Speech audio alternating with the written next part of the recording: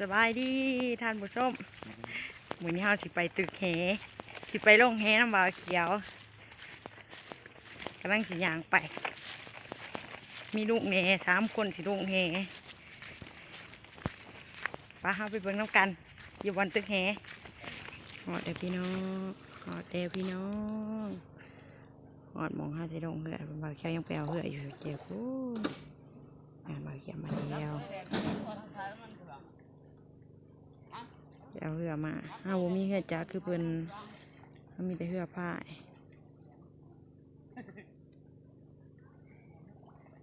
นี่มองใดก็มีมาจักไข่ก่อนผู้ชายคนด่านี่หน่อยเอาไปเหงื่อ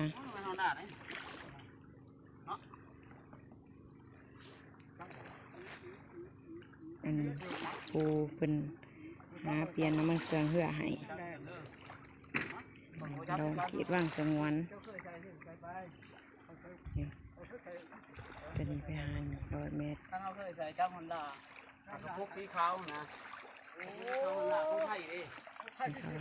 แบบรู้จักจะซื้อมาใหม่แบบรู้จักจะซื้อใหม่จะซื้อใหม่เจ้าขี่เจ้าสมมติใส่กระโปรงสิกระโปรงเขาคนด่าโอ้มันนี่กระโปรงเขามันนี่นี่ก็เกี่ยวมาเดียวไปดีพี่น้องวันนี้จะไปตึ้งแห่ให้ฟังโอ้ให้เบิ่งเกี่ยวนะพี่น้องเกี่ยวนะพี่น้องบ่าวเขียวสิบานเด้อจะปลูกก่อน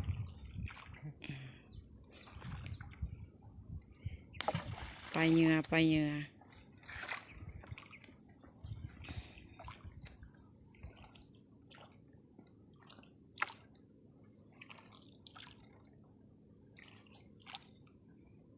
ว่าไปเนี่ยไปขามเสียงแล้วเอาไปกินแล้ว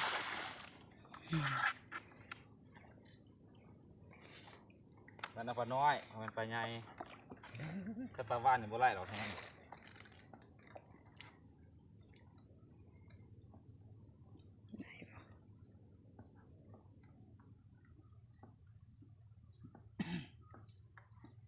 มีดีว่าปลาซิ่งอ่าวคือนี่เลยเดียว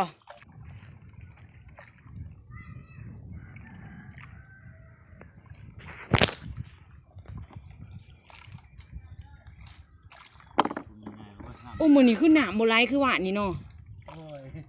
ไปด้วยกันแหละไปคือกันบ่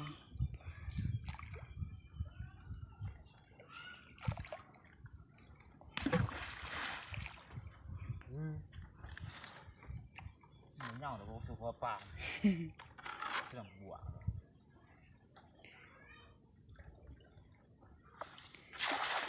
มือนี่วานจองเถื่ออะไรยังบ่ได้หรือว่าเป็นน้ำสะโวขึ้นเรือบ่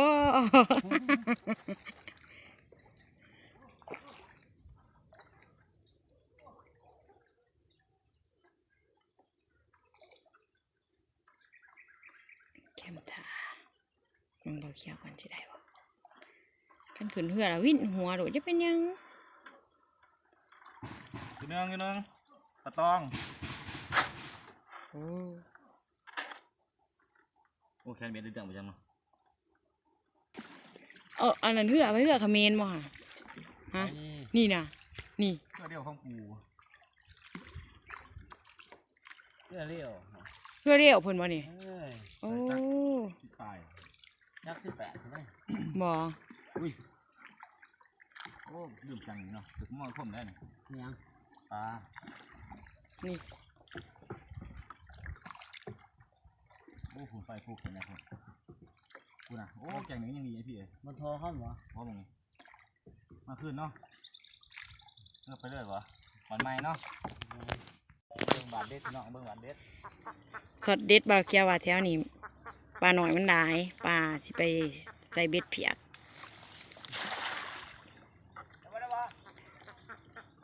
ร้านนี้มันท้าวะมึง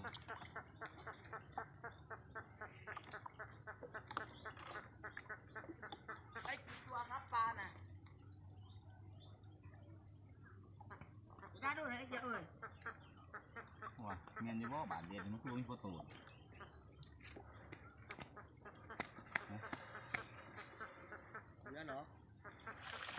แต่ปลาน้อยโอ้แม่หย่อนนะมีคนหมดเลย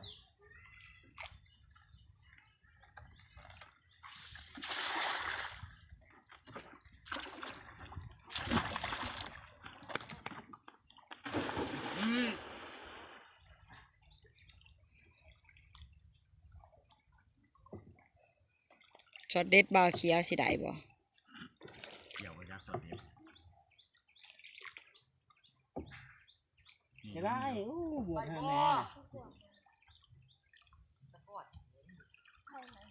ช็อตเด็ด โอ้ ดินอยู่ตับ น้องครับโต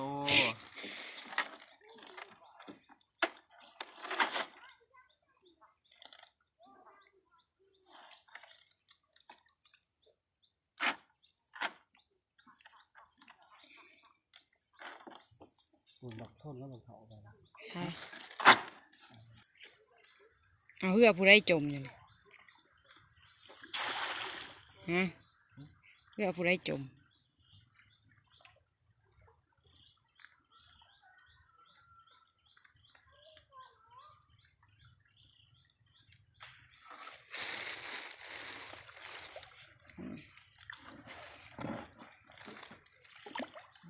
โอ้หมาครับ มันได้มากเลย โอ้ปลาดังจริงเนี่ย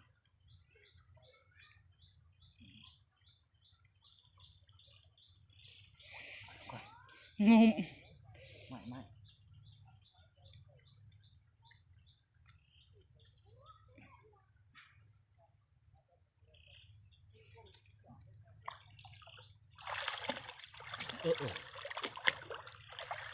โอ้ยเอาท่านี้จะเบิดเนี่ยเหนื่อยอยู่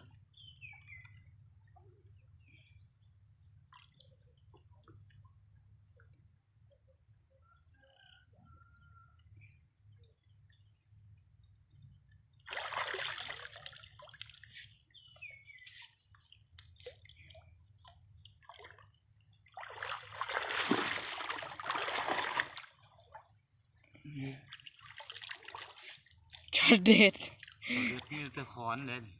ตัวเลยก็ช็อตเด็ด โอ้ค้อนถึง เอ้ามีแต่ป่าอยู่เลย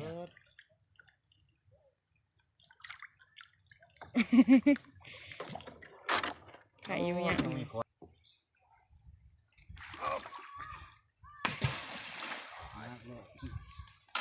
นักหนาด้วย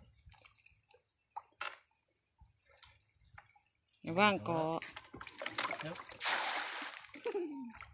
มีค้อนได้ค้อนเลยมีค้อนอะไรอยู่ โอ้ย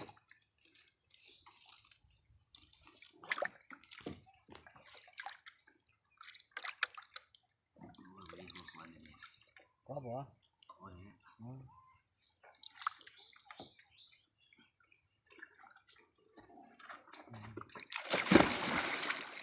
เด็ดปีกหมด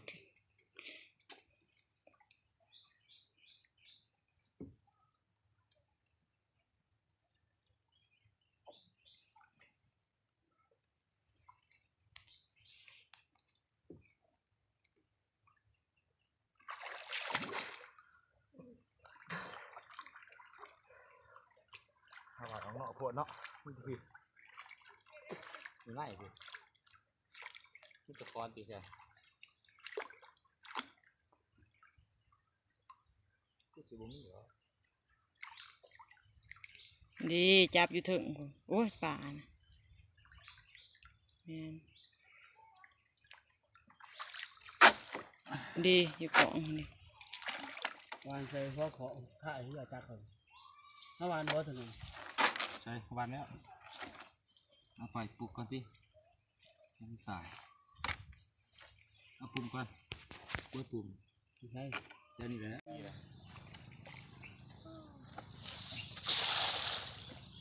นี่ตกดีเลย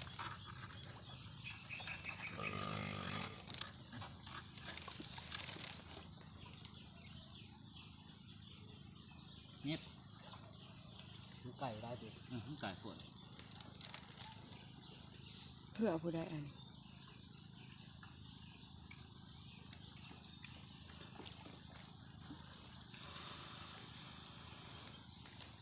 โอ้ยปลาสูตรกุ้งไงปลาตัวเดียวเชื่อเอาก็ได้ ประสูตรก็บ่ได้ว่าประสูตร นี่กุ้ง บ่ตายไว้แต่ว่าประสูตร ตายไว้ตายไว้หรอมาหัดเสียบ่ได้ ใส่อีกซอสเด็ดนี่ ไก่ดิไก่สิเบิดสวัสดีตัวขมเมา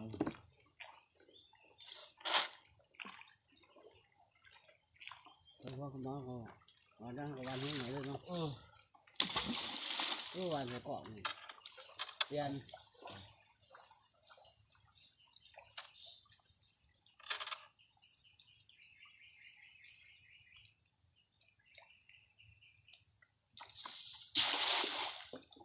คอยมันจะเนาะ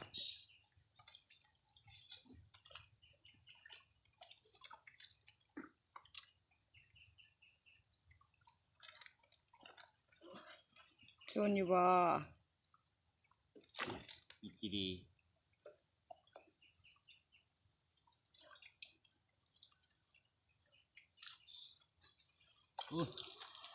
มีอาการ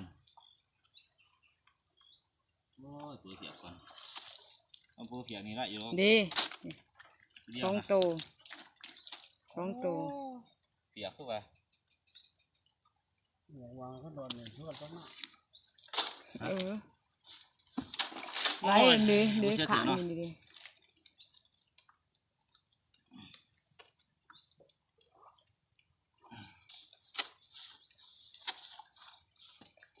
ไปกล้องตัวนั้น โอ้ เป็นประตูหัวสั่งหัวอย่างนี้นี่วะหัวเอาอย่างนี้ โอ้ยวินหัวได้พี่น้องเอ้ย เอาวะ ชะโบหักแตกเลย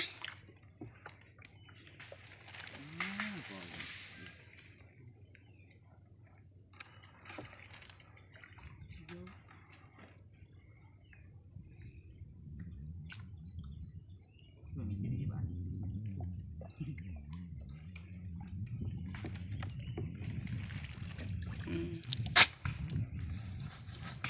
สบายแก้ว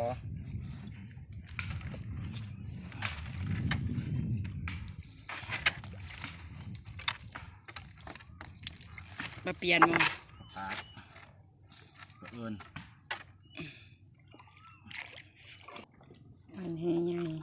ที่ได้บ่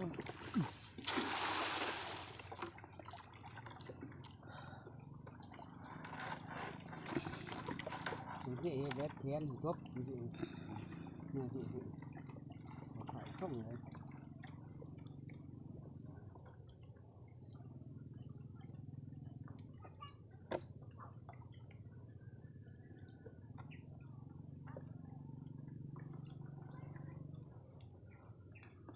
บุ๊บแล้วเนาะ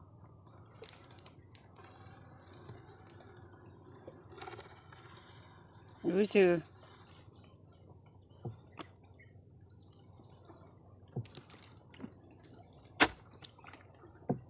มาได้ ไปต่อ มาแล้วพี่น้องสบู่หางแตกเราเขียวมาส่งอยากเมื่อแหละหางแตก เสื้อหน่อยทุกครั้งมันแน่เสื้อขาวพันเลย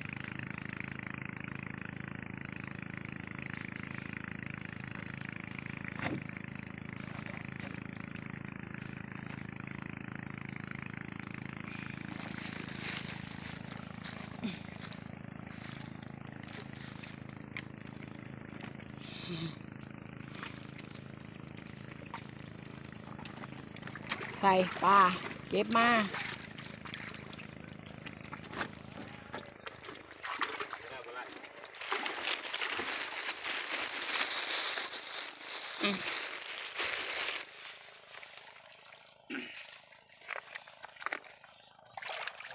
ทำพี่น้อง